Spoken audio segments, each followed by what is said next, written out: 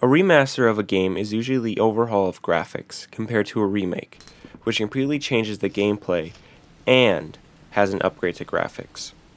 Recently, one of my favorite game franchises got a remaster, and it's up to debate if it even needs one or if it's even good. The original Life is Strange was developed in 2015 by Don't Nod. It has become something of a cult classic with a large fan base with a prequel and 2 sequels, and now the remasters of both the prequel and the first game. Now with the game coming out in 2015, the question has been asked, why a remaster?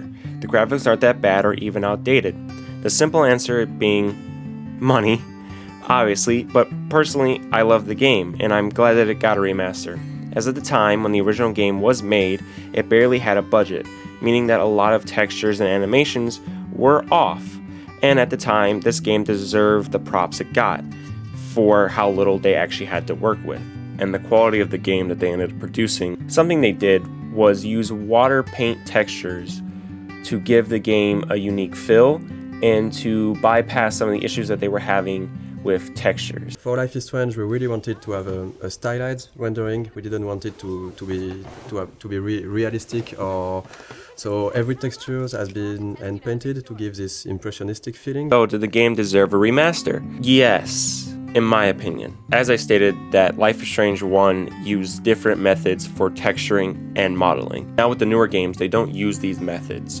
So to go back to the original 2 games that use different methods and give them the upgrade feels natural, and it helps people who are kind of new to the series and want to go back and play the older games. This is the question if the remaster is even good.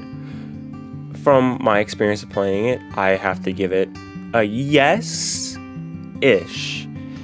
And the reason I give it a yes-ish is because the game runs kind of fine. Everything looks great to me. I only have some issues.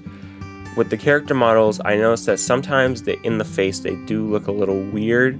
The mocap isn't perfect, and sometimes their teeth look really blocky and yellow, which I noticed immediately off the bat.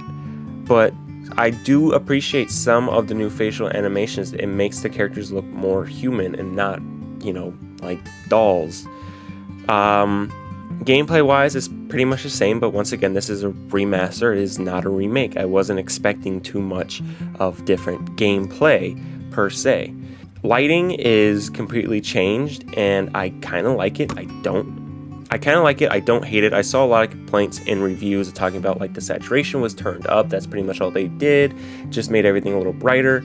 However, I kind of like it as I feel like it fits the vibe of Life is Strange and what it kind of goes for in some of these areas. However, also in my experience and from what reviews I was reading, there are bugs, a ton of bugs. The game kind of isn't optimized. I was having some stuttering here and there, but nothing too big, nothing too game breaking. There's the subtitling issue. When I got to episode 2, the first line read by Max was not the subtitles, but rather the command code for the subtitles. Obviously, this is just a really dumb bug, and in all honesty, it's funny, and I wish I recorded it. However, I was not recording at the time, but I'm not the only one experiencing this issue. That was the only time it happened to me. That's obviously something that can be fixed in an easy patch, and they'll probably fix as soon as they realize it's happening. Overall, I recommend the remaster to only 2 types of people. 1, really big fans such as myself of Life is Strange and really enjoyed the franchise and wants to go back and replay the first game and Before the Storm. I highly recommend it if you are a fan.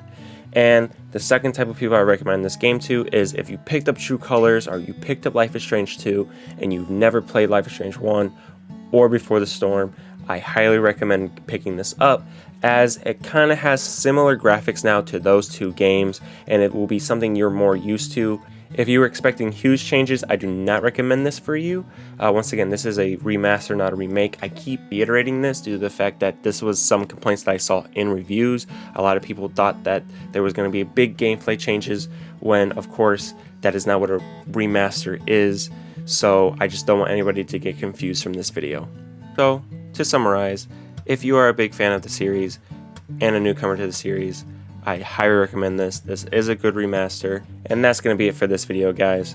If you enjoyed the video, make sure that like button. If you're new here and you want more content from me, hit that subscribe button and hit the bell notification to be notified when new videos come out. I will catch you guys in the next one. Bye bye.